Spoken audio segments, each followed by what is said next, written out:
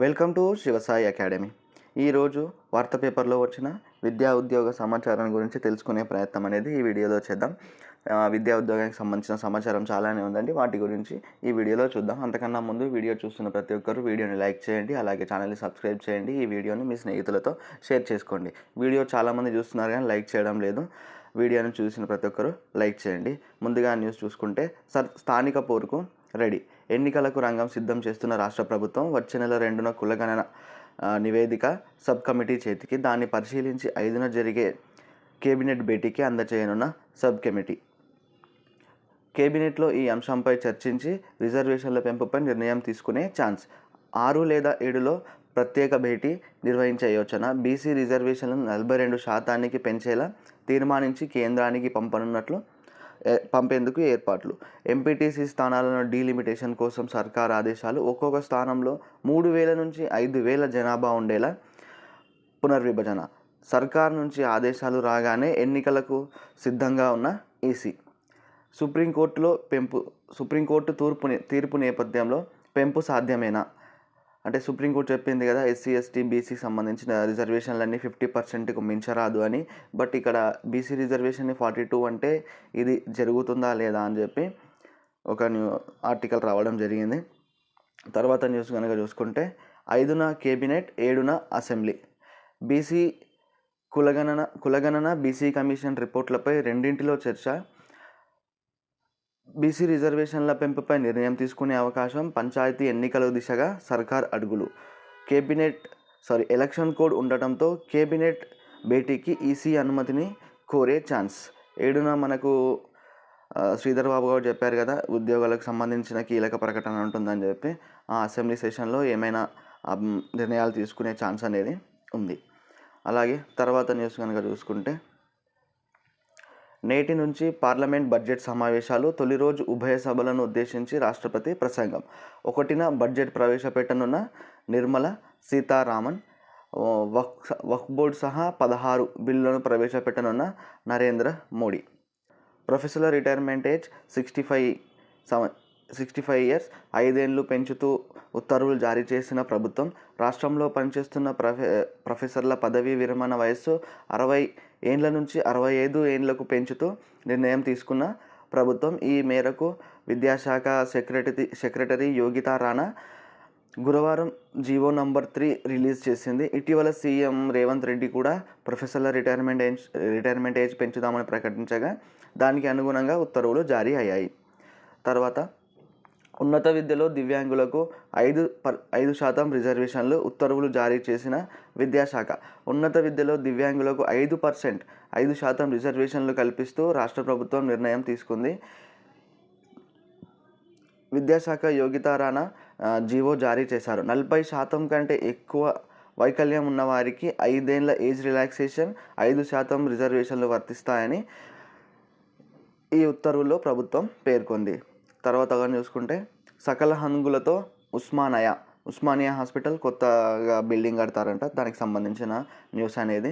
ఈ ఉస్మానియా ఆసుపత్రి యొక్క సంబంధిత వివరాలు కనుక చూసుకుంటే, 26 నుంచి 30 ఎకరాల వరకు ఉంటుందని. అలాగే 8 బ్లాకులు. ప్రతిపాదిత నిర్మాణ విస్తీర్ణం వచ్చేసి 32 లక్షల చదరపు అడుగులు. పడకలేమో 2000 పడకల. తర్వాత 30 విభాగాలు. ఓపీ సేవలు వచ్చేసి ground floor, first floor. Auditorium 750 ఫీట్ల సామర్థ్యం. అలాగే మూత్రపిండాలు, కాలేయం, చర్మం సంబంధించిన అవయవాల మార్పిడి కేంద్రాలు కూడా ఏర్పాటు చేస్తారని వెల్లడి. 20 నుంచి 30 ఎకరాలలో ఉస్మానియా కొత్త ఆసుపత్రి నిర్మాణం. అంతర్జాతీయ స్థాయి ప్రమాణాలతో నిర్మించేలా డిజైన్లు. ఆసుపత్రి భవనానికి నేడు సీఎం రేవంత్ రెడ్డి శంకుస్థాపన. వ్యతిరేకిస్తున్న స్థానికులు. తర్వాత కనుక చూసుకుంటే, సర్కారీ పాఠశాలలో తగ్గిన ప్రవేశాలు. విద్యార్థుల సంఖ్యలో 12% తగ్గుదల. 8వ తరగతి విద్యార్థుల్లో సగం మందికి తీసివేతలే రావు. కొందరైతే 2వ తరగతి పుస్తకాలు కూడా చదవలేని వైనం. కానీ డిజిటల్ అక్షరాస్యతలో మాత్రం రాష్ట్రం ముందంజ. ప్రథమ్ ఫౌండేషన్ వార్షిక నివేదిక 2024లో వెల్లడి. తర్వాత ఉచితాలు దేశాభివృద్ధికి అవరోధమే. ఆర్బీఐ మాజీ గవర్నర్ దువ్వూరి సుబ్బారావు. ఉచితాలపై అన్ని పార్టీలది ఒకే తీరని విమర్శ. రంగులు వేరైనా డబుల్ ఇంజన్ లాగే నడవాలి. రాజకీయాలు ఎన్నికల వరకే పరిమితం కావాలి. బీపీఆర్ విఠల్ సంస్కరణ సభలో దువ్వూరి సుబ్బారావు గారు ఈ విధంగా వ్యాఖ్యలు అనేది చేశారు. తర్వాత కనుక చూసుకుంటే అమెరికా వినువీధుల్లో ఘోర ప్రమాదం. విమానం మరియు హెలికాప్టర్ ఆర్మీ హెలికాప్టర్ D-67 మంది మృతి చెందినట్లు సందేహం. 28 మృతదేహాలను వెలికితీత. అధ్యక్షుడు ట్రంప్ అసహనం. తర్వాత చూసుకుంటే సర్కార్ స్కూళ్ళలో AI క్లాసులు. విద్యా ప్రమాణాల పెంపునకు విద్యాశాఖ కసరత్తు. ఏక్స్టబ్ ఫౌండేషన్తో చర్చలు. ఫౌండేషన్ను సందర్శించిన అధికారుల బృందం. ప్రాథమిక విద్యాశాఖలో AI ఆధారిత డిజిటల్ పద్ధతుల ద్వారా రాయడం, చదవడం, సంఖ్యాపరమైన విజ్ఞానాన్ని పెంపొందేందుకు సులువవుతుందని నిర్ణయించారు. AI ఆధారిత టూల్స్, ప్లాట్ఫామ్స్ ప్రవేశపెట్టడం ద్వారా విద్యార్థుల వ్యక్తిగత స్థాయిలో విద్యా ప్రమాణాలు, అభ్యసన పద్ధతులు మరింతగా మెరుగుపరచవచ్చని భావిస్తున్నారు. దీనికి అనుగుణంగా ప్రాథమిక పాఠశాలలో AI క్లాసులు నిర్వహించేందుకు విద్యాశాఖ అనేది కసరత్తు అనేది చేస్తున్నది. తర్వాత మనం చూసుకుంటే రెండో అతిపెద్ద గిరిజన జాతర నాగోబా. మొదటిదేమో సమ్మక్క సారలక్క మేడారం జాతర అయితే రెండవదేమో నాగోబా జాతర. ఈ నాగోబా జాతర జనవరి 28 నుంచి ఫిబ్రవరి 4 వరకు జరుగుతుంది. ఏటా పుష్యమాసంలో అమావాస్య రోజున అర్ధరాత్రి మహాపూజలతో మెస్రం జాతి వంశస్థులు ఈ జాతరను ప్రారంభిస్తారు. నాగోబా అంటే శేషనారాయణమూర్తి, ఆదివాసీల ఆరాధ్య దైవం. జీకేలో కూడా వస్తుందండి, కొంచెం చూసుకునే ప్రయత్నం అనేది చేయండి. తర్వాత చూసుకుంటే మాతృభాషలో బోధనతోనే ఆవిష్కరణలు. రెండేళ్లలో ఇంజనీరింగ్, వైద్యం, ఇతర ఉన్నత విద్యల పుస్తకాలు సిద్ధం. AI సాయంతో ఆంగ్లం నుంచి 22 భాషల్లోకి తర్జమా. ఈనాడుతో national educational technology forum doctor Anil D. Sahasrabuddhe ఈనాడుతో జరిగిన చర్చలో ఈ విధంగా ఎవరంటే Sahasrabuddhe national educational technology forum chairman doctor Anil D. Sahasrabuddhe వ్యాఖ్యలు చేయడం జరిగింది. తర్వాత కనుక చూసుకుంటే హాల్ టికెట్ లేకుండా పరీక్షకు అనుమతి. లేటుగా ఫీజు చెల్లించిన 128 మంది విద్యార్థులు, వారికి పర్మిషన్ ఇచ్చిన బోర్డు.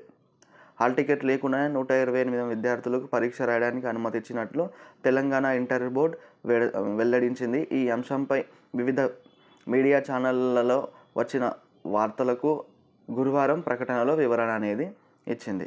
తర్వాత చూసుకుంటే విదేశీ జాబ్స్ పేరుతో యూరోప్లో ఉద్యోగాలంటూ మోసం. వివిధ చోట్ల బ్రాంచీలు ఏర్పాటు చేసిన ముఠా. రూపాయలు లక్షల్లో వసూలు చేసిన మోసగాళ్లు. పోలీసులను ఆశ్రయించిన 100 మందికి పైగా బాధితులు. నకిలీ పత్రాలు, నకిలీ వీసాలతో నాటకాలు. 2 అరెస్ట్, మరికొందరికి ఏటుగాళ్ల కోసం గాలింపులు. 100 మందికి పైగా బాధితులు.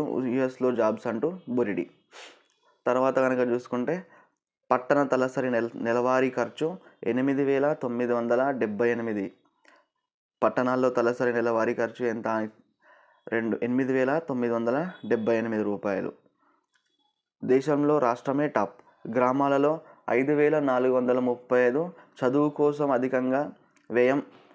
అలాగే ఆహార ఖర్చులో 33%. కుటుంబ వినియోగ సర్వే 2023-24లో వెల్లడి.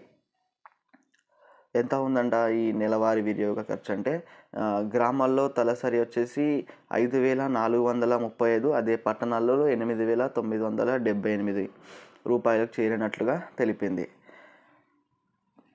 తెలంగాణ తలసరి సగటు వినియోగంలో తెలంగాణ ఏమో పట్టణ తలసరి వినియోగంలో మొదటగా ఉంటే, గ్రామీణంలో వచ్చేసి కేరళ తలసరి సగటులో 6,611 రూపాయలతో మొదటి స్థానంలో ఉందని ఈ సర్వే ద్వారా వెల్లడైంది. టోటల్గా సామాజిక వర్గాల నెలవారీ వ్యయం చూసుకుంటే ఎస్టీలు వచ్చేసి గ్రామాల్లో 4,981. అదే పట్టణాలలో అయితే 9,065 రూపాయలు. ఎస్సీలు 5,162 రూపాయలు గ్రామాలలో, 7,680 పట్టణాలలో. ఓబీసీలు 5,482 గ్రామాలలో, 8,421 పట్టణాలలో. ఇతరులు వచ్చేసి 6,499 గ్రామాల్లో అయితే 10,897 పట్టణాలలో. సగటు అయితే 5,435. ఇక్కడ గ్రామాలలో నెలవారీ వ్యయం సగటు 5,435, పట్టణాలలో 8,978. జీకే మరియు కరెంట్ అఫైర్స్లో భాగంగా గుర్తుంచుకునే ప్రయత్నం అనేది చేయండి. అలాగే అంతరిక్షానికి వెళ్ళనున్న మొట్టమొదటి భారతీయుడు అక్సియాన్ మిషన్ పైలట్గా శుభాన్ శుక్లా. మిషన్కు సెలెక్ట్ అయిన తొలి ఇస్రో వ్యోమగామి ఎవరు అంటే శుభాన్షు శుక్లా. అంతరిక్షానికి వెళ్ళనున్న మొట్టమొదటి భారతీయుడు శుభాన్షు శుక్లా. తర్వాత ఖవాజా ద్విశతకం ఇంగ్లీష్ సెంచరీ. ఆస్ట్రేలియా తొలి ఇన్నింగ్స్లో 645కి డిక్లేర్ చేసింది. అందులో ఖవాజా డబుల్ సెంచరీ చేశాడు. ఇది కూడా జీకే మరి కరెంట్ అఫైర్స్లో గుర్తుంచుకునే ప్రయత్నం అనేది చేద్దాం. భారత్కు సపరేట్ ఏఐ టూల్ మరో 10 నెలల్లో సిద్ధం. కేంద్ర ఐటీ శాఖ మంత్రి అశ్విని వైష్ణవ్. మొన్ననే చూసాం కదా మనం డీప్సీక్, చైనాకు సంబంధించిన ఏఐ టూల్ డీప్సీక్ ప్రపంచాన్ని షేక్ చేసిన నేపథ్యంలో ఇండియా కూడా తనదైన సొంత ఏఐ టూల్ రూపకల్పనకు నడుము బిగించినట్లుగా తెలుస్తుంది. దీనికి సంబంధించిన న్యూస్ అనేది ఇప్పుడు రావడం జరిగింది.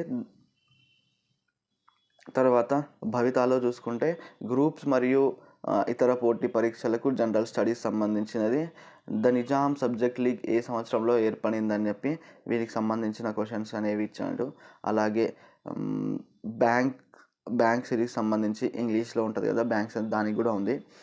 తర్వాత భవితాలో చూసుకుంటే సివిల్స్ మరియు గ్రూప్స్ పోటీల ప్రత్యేకంగా జనరల్ స్టడీకి సంబంధించి ది అన్టచబుల్స్ గ్రంథ రచయిత ఎవరు అని చెప్పి, అలాగే గమన నియమాలను ప్రతిపాదించింది ఎవరు, ఇది డిఎస్సి ప్రత్యేకంగా భౌతిక శాస్త్రానికి సంబంధించింది. వీటికి సంబంధించిన పీడిఎఫ్లన్నీ మన వాట్సాప్ గ్రూపుల్లో మరియు టెలిగ్రామ్ ఛానల్లో కూడా ఉంటాయి. వాటికి సంబంధించిన లింకులు అనేవి నేను డిస్క్రిప్షన్లో ఇస్తాను, అక్కడ కూడా ఫాలో అవ్వండి. Thank you for watching.